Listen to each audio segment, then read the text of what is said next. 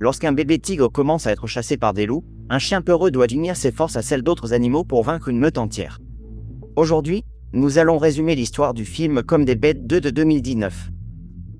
Dans un parc d'attractions, un Jack Russell Terrier nommé Max regarde les enfants jouer avec les autres animaux et dit à ses amis à quel point ce doit être terrible d'avoir un si petit humain à la maison. Max n'avait jamais imaginé cela, mais peu après, Cathy rencontre et tombe amoureuse de Chuck, un cycliste. Plus tard, ils emménagent ensemble et Cathy tombe enceinte, donnant naissance à Liam. Même si Max n'aime pas les enfants, il doit apprendre à vivre avec eux et ils deviennent vite amis. Liam apprenant même à se comporter comme un chien. Grâce à cela, Max noue un lien spécial avec Liam et devient surprotecteur, ayant des démangeaisons chaque fois que le garçon fait quelque chose qu'il juge dangereux.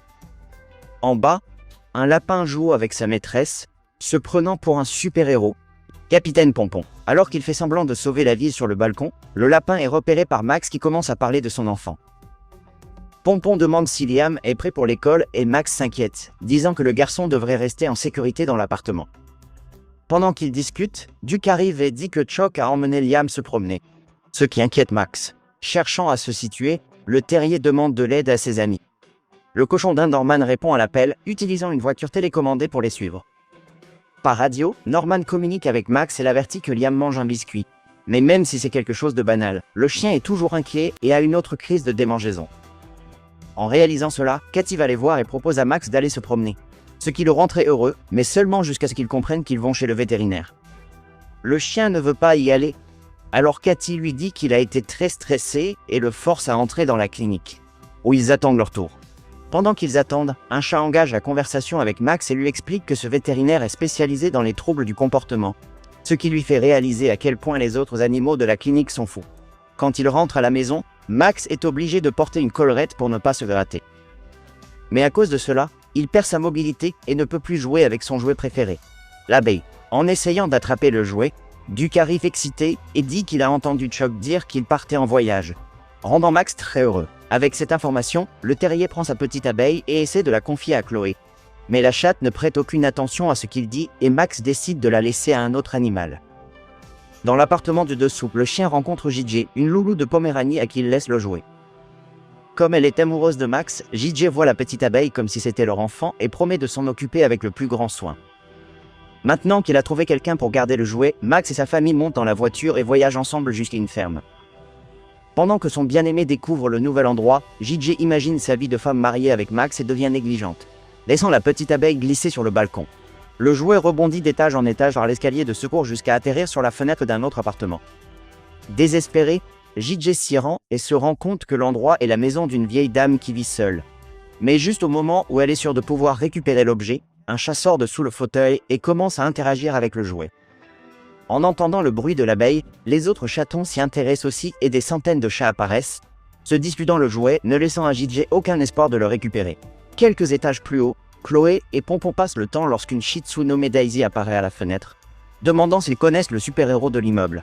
Évidemment, Pompon confirme et lui demande ce dont elle a besoin, découvrant que Daisy a trouvé un autre animal sans défense qui a besoin d'être secouru.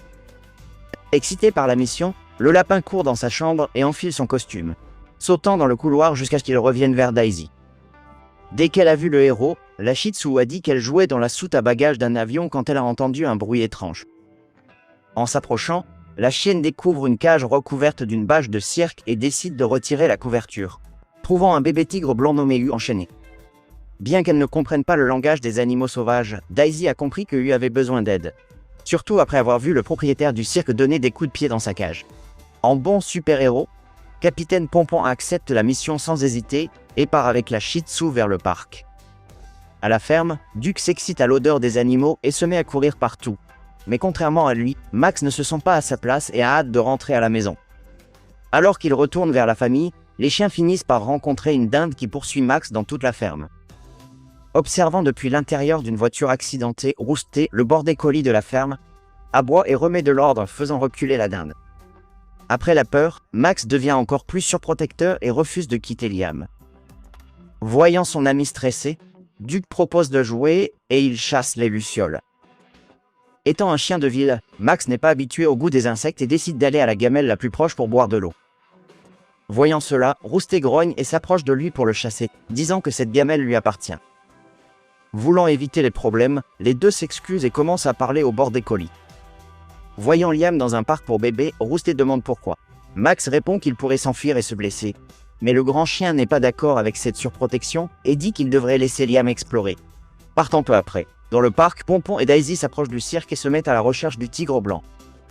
Soudain, ils entendent un bruit de fouet et trouvent le propriétaire du cirque qui essaie de forcer Hu à sauter d'un trampoline dans une piscine d'eau. Comme le tigre a le vertige, Serge le menace avec le fouet, ce qui ne fait qu'effrayer encore plus Hu. Voyant que le petit ne coopère pas, Serge le pousse dans l'eau et ses employés immobilisent la pauvre bête, ramenant le tigre dans sa cage.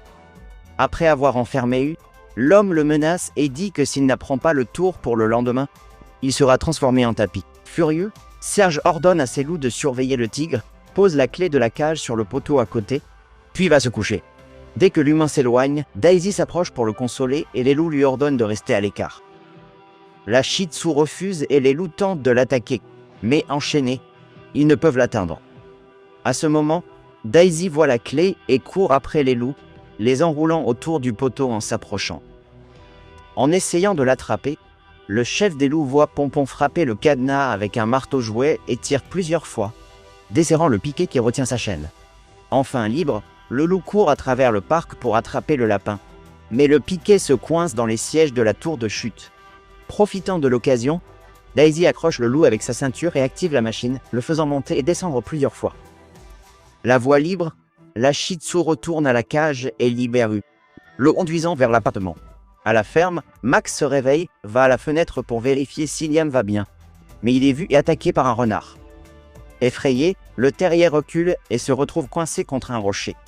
Avant que Pierre ne se produise, Roustet apparaît, attaque l'animal sauvage, le fait reculer et sauve Max encore. À l'appartement, JJ va voir Chloé et lui demande de l'aide pour apprendre à se comporter comme un chat, allant même jusqu'à porter un serre-tête avec des oreilles de chat. Maintenant qu'elle est déguisée, Chloé commence ses leçons et lui apprend à résister à l'envie de courir après la balle.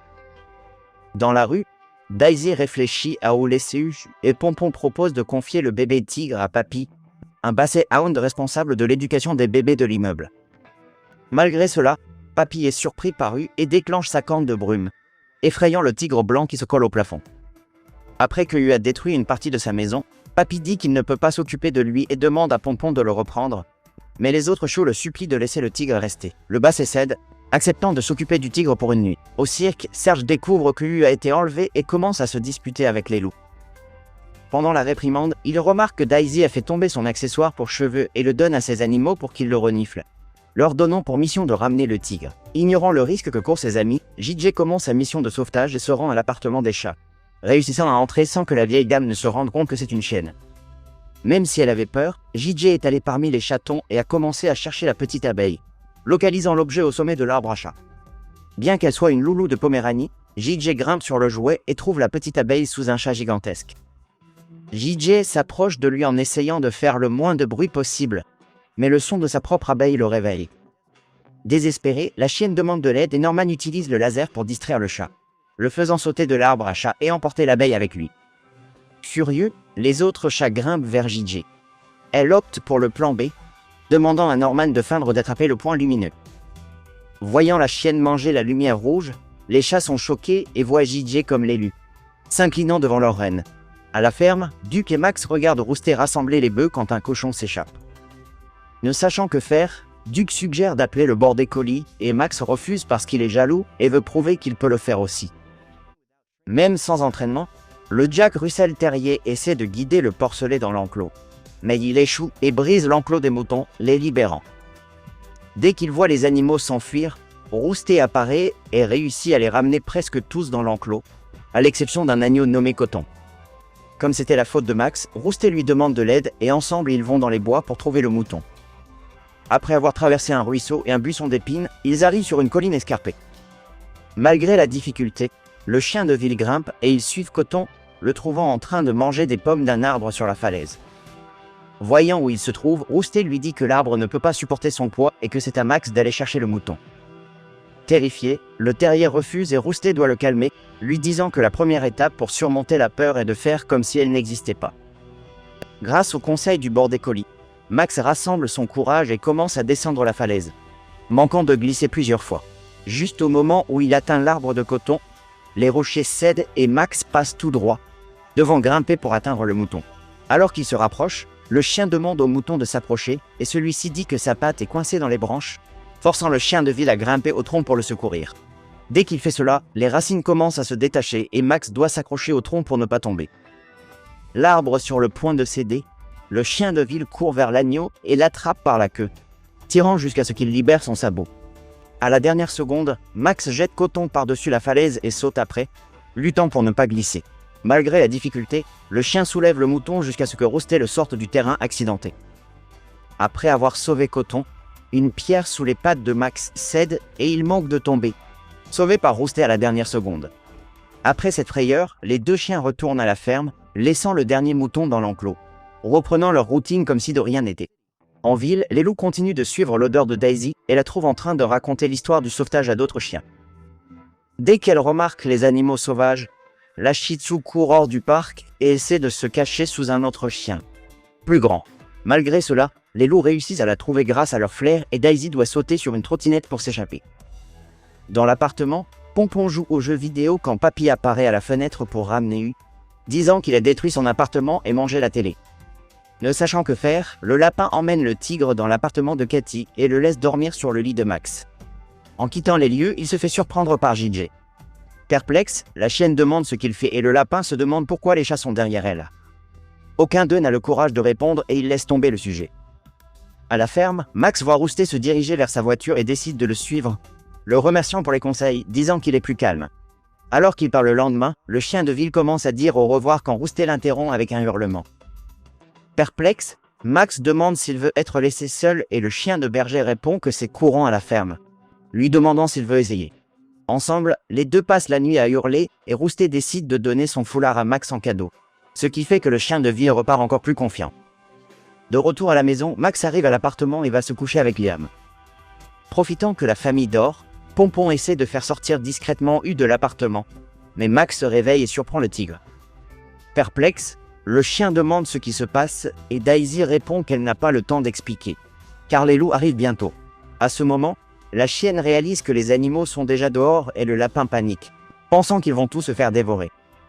D'un autre côté, Max est très différent et n'hésite pas une seconde avant de descendre pour les affronter. Même seul contre 4, le chien essaie d'effrayer les loups, mais Serge apparaît derrière lui et lui donne un coup de pied qui l'envoie dans la cave d'une maison.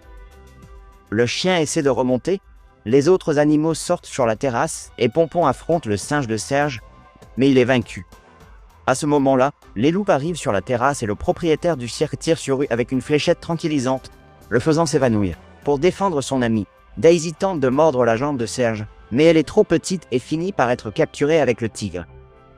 Quand Max réussit enfin à sortir de la cave, Serge remet U dans sa cage et commence à retourner au cirque. Pour secourir leurs amis, Max et Capitaine Pompon utilisent la voiture de Norman pour poursuivre. Pendant qu'ils conduisent, le lapin appelle des renforts et JJ répond, rassemblant son armée de chats. Ils font croire à la vieille dame qu'elle n'a plus de nourriture pour qu'elle aille au marché, profitant de sa quasi-cécité pour tourner le volant sans qu'elle s'en aperçoive. Ignorant l'arrivée d'une armée de chats, Serge sort U de sa cage et le met dans le train, le menaçant d'un pistolet paralysant. Dès que la locomotive part, Max et les autres arrivent avec la voiture, roulent le long de la voie derrière eux, mais le terrain accidenté finit par la casser et ils continuent à pied. Alors que le train accélère, Max saute dedans et attrape Pompon avec sa gueule, laissant Norman derrière. Par radio, le cochon d'Inde leur dit qu'ils sont dans le train et JJ transmet les instructions aux chats. En marchant sur le toit de la locomotive, Pompon tombe dans un wagon où il trouve Daisy piégée dans un canon. Sur le toit du train, Max propose de les aider quand les loups apparaissent derrière lui, le forçant à avancer pour s'échapper. À l'intérieur du wagon, Pompon s'approche pour aider Daisy, mais finit par être surpris par le singe qui lance quelque chose dans sa direction. Tel un ninja, le lapin esquive tout et renvoie la dernière sur le primate, touchant son foulard qui se coince dans un morceau de bois. L'ennemi immobile, Pompon court et donne un coup de pied, renversant le bois pour former une arène. Avec le ring, ils s'affrontent directement et le lapin enchaîne les coups de pied au visage du singe, ainsi que des coups de poing dans son ventre. Le singe semblant sans défense, Capitaine Pompon s'approche pour l'achever et finit par être surpris par un coup de son bâton. Sur le toit du train, Max court à travers les wagons et réussit à faire tomber l'un des loups, ainsi qu'à faire glisser les deux autres hors de la locomotive à l'aide de quelques tuyaux. Dans le wagon, le singe allume des torches et enflamme la mèche du canon, forçant Pompon à arrêter son attaque pour sauver Daisy. Ne réalisant pas que la Shih Tzu a réussi à sortir du canon, Pompon essaie d'éteindre la mèche quand le singe apparaît et il commence un concours de claques, qui se termine par le lapin mettant son doigt dans l'œil du primate. Profitant de l'occasion, Daisy tourne le canon et jette le singe dans le fût, le projetant vers le ciel. À l'avant de la locomotive, Max atteint Serge mais est heurté par le singe, tombant du train avec lui. Alors que le primate est évanoui, Max se relève et court à travers la forêt, coupant un chemin pour finir au-dessus du tunnel où le train passera. Après quelques secondes d'attente, la locomotive approche et Max saute dans le premier wagon, roulant sur le pare-brise et mordant le bas du corps de Serge. Pendant que l'humain se tord de douleur, Pompon lui saute au visage et les deux animaux réussissent à le faire tomber. Pensant avoir gagné, les animaux commencent à emmener U, mais Serge se relève, tire sur la chaîne du tigre et sort son revolver pour les achever. À ce moment, la vieille dame arrive avec les chats et fonce sur le méchant, lui roulant dessus pour confirmer qu'elle l'a mis hors d'état de nuire. Tout le monde allant bien, la vieille dame ramène les animaux chez elle et adopte U, pensant que c'est un autre chaton. Dans les autres appartements, tout le monde reprend sa routine et Liam commence l'école. Mais contrairement à avant, Max n'a plus peur et veut que le garçon découvre le monde. Qu'avez-vous pensé de ce film? Laissez votre avis dans les commentaires. Si vous aimez la vidéo, likez et abonnez-vous pour plus de résumés de films.